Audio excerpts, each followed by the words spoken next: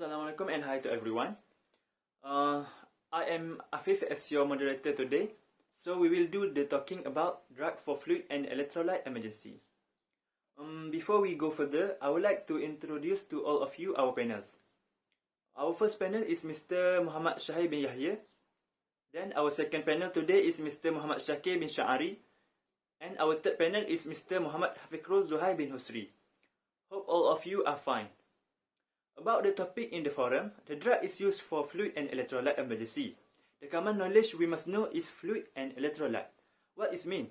Fluid is watery substance, same like liquid, and for the electrolyte, is a mineral in the body that have an electric charge.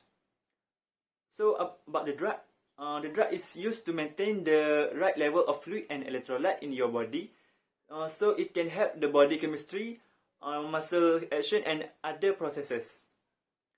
So for the detail, I hand it over the explanation to our panels.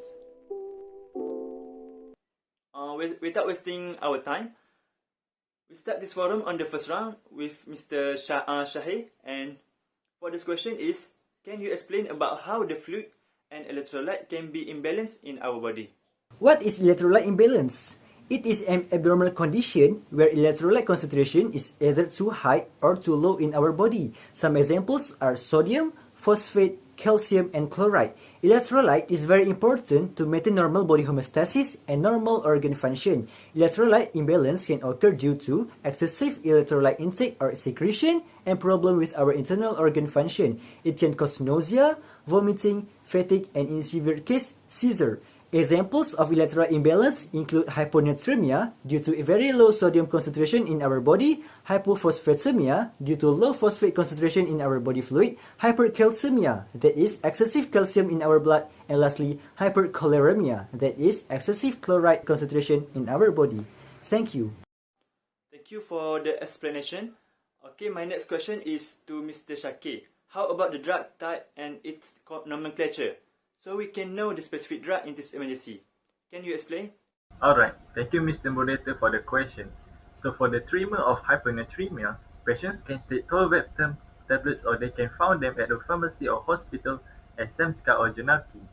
Patients who are having a low concentration of phosphate in their blood can consume vesicle, which a brand name for sodium phosphate monobasic monohydrate.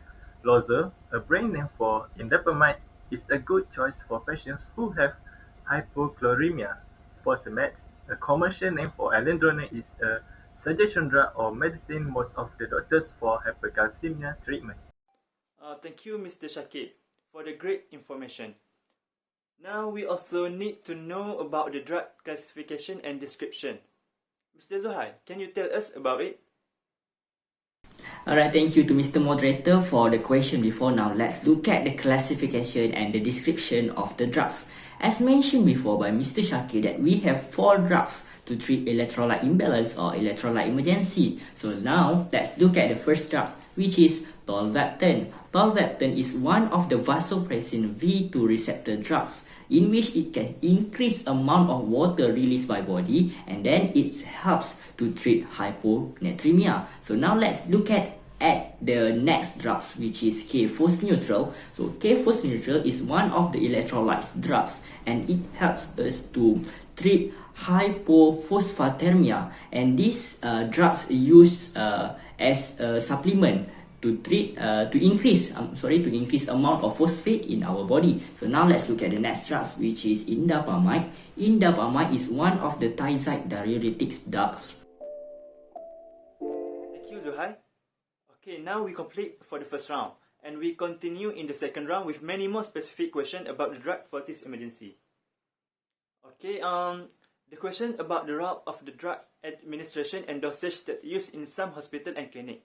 Mr. Shahid, can you give some detail about it?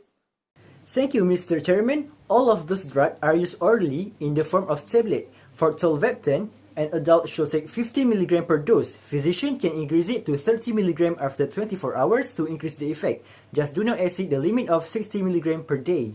For K-phos-neutral, an adult should take 1 or 2 800 mg tablet 4 times a day, where children above 4 years old should take 1 tablet 800 mg 4 times a day. Next, alendronate. The dosage is same as to treat osteoporosis. adult men should take 10 mg once a day, and please alert to not exceed 70 mg per week. Postmenopausal women should take the same dosage as men, but to prevent a risk of hypercalcemia, they should take 5 mg once a day. And lastly is indapamide. Same as to treat hypertension, adults should take 1.25 mg daily, but physician can increase it to 5 mg a day, depend on severity of cases. Thank you. Thank you to Mr. Shahi. Okay, next question is to Mr. Shaki. How can we know about the clinical indication for selected drugs? Thank you, Mr. Moderator. Alright, tolvaptan is indicated for the treatment of clinically significant hypovolemic and eovolemic hyponatremia in patients with conditions associated with free water access such as heart failure, cirrhosis, and the syndrome of inappropriate antidiuretic hormone secretion. When a treatable cause of hypophosphatemia is known, then treatment of the underlying cause is important. For instance, refueling phosphate can be anticipated in patients who have a strong history of alcoholism, starvation, or anorexia and bulimia. Indapamide acts on the kidneys to boost the elimination of sodium, potassium, and water in the urine. Besides, indapamide able to ease the stress on the heart by combining with other blood pressure lowering agents. Alendronate is FDA approved for the treatment of postmenopausal osteoporosis and Paget's disease of the bone. Okay, next, the important thing we need to know is the contraindication of the drug. So, Mr. Zuhai, what about your opinion and some information about it? Alright, thank you to Mr. Moderator. Now let's look at the contraindication. First and foremost, we need to understand what is contraindication. Contraindication is a situation in which drugs or any treatment may be harmful to our patient. So, need to understand what is contraindication before a procedure is being implanted to patient. So, there are two types of contraindication. The first one is a relative contraindication, and the other one is absolute contraindication. This slide shows us about the contraindication for the four types of drug that we've been discussed before. The first one is tolvaptans. So this tolvaptan is very harmful to anuric patient because their inability to produce a urine. So back to you, Mr. Moderator, for my explanation. Thank you. Alright, right now we have cleared in our second round. We go for our third round in the forum, and this round we got more explanation about effect of drug in clinical application and pro and cons of the drug. So Mr. Shahi, how about the clinical application effect of the drug for this emergency? Thank you, Mr. Chairman, for the question. So, I will explain clinical application effect of drug.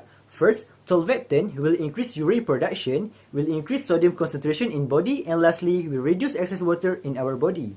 Next, K-phos neutral will increase phosphate concentration in our body. Alendronate will reduce excess calcium in our blood and treat osteoporosis. And lastly, indapamide will reduce excess chloride in our body and will treat hypertension. Thank you. And last but not least, for pro and cons of drug, Mr. Shakir, can you give more information about the drug? I think it have a benefit and side effect when used it. Alright, in general, taking medicines or drugs for any particular treatment has its pros and cons. Taking tolvaptan for the hyponatremia treatment can promote urine production without increasing the excretion of body sodium in the kidney. However, taking tolvaptan for a long time may cause serious liver injury. As the drug prescription vehicle can also treat certain urinary tract infections or kidney stones by making the urine more acidic. However, for patients who have heart disease might have to find another method to treat hypophosphatemia because vehicle is not applicable for them. Using indapamide in overcoming hypochloremia shows there are a greater number of advantages rather than disadvantages. First, indapamide has a longer duration of action and controls blood pressure better than other most diuretics. Second, indapamide has been shown to work better than other types of high blood pressure drugs at preventing heart failure. Although taking indapamide gives many advantages to us, but it's also possible to increase the blood sugar level and the uric acid. There are some advantages of taking alendronate. First, it dramatically reduces a woman's chance for fractures caused by osteoporosis. However, after taking the alendronate, patients may experience an upset stomach and heartburn. before we end up our forum, we go for the Q&A session. For the first question is who have the highest tendency to get electrolyte imbalance?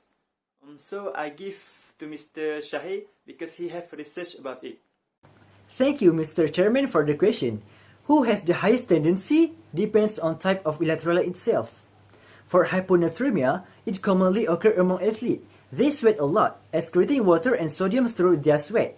Drinking plain water without electrolyte will increase their body fluid but will dilute the sodium concentration even more, cause hyponatremia. For hypercalcemia, it usually occurs among elderly with osteoporosis. Their bone get brittle, releasing calcium from bone into the blood and cause the concentration of calcium in the blood to increase. And lastly, hypophosphatemia and hypercholeremia usually occur due to problem with our internal organ, and it can attack anyone. Thank you. And for the second question is to Mr. Shakir. Why medicine is manufactured in the form of liquid and tablet? Okay, thank you Mr. Moderator for the question. First of all, each form of drug has certain benefits in terms of its effectiveness, ease of use and safety. Some of the issues that need to be addressed when considering the different forms are first, to protect the active compound in the drug from exposure to the atmosphere and at the same time to ensure a long shelf life.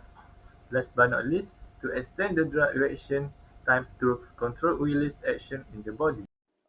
And last question for our third panel, Mr. Zuhair. Why we need drug in medicine? Alright, thank you, Mr. Moderator.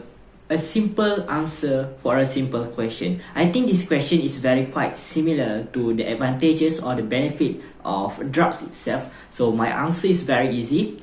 Drugs is needed because it can treat infection, it can lower the blood pressure, and it can control blood sugar level, and of course, it can ease pain. Thank you. Back to you, Mr. Moderator. Finally, we come to the end part of our forum. We would like to say thanks again to our panels for the informative and interesting talk, and for our audience in active participation. Hopefully, the presentation will be beneficial for everybody. Thank you for attention. Assalamualaikum warahmatullahi wabarakatuh.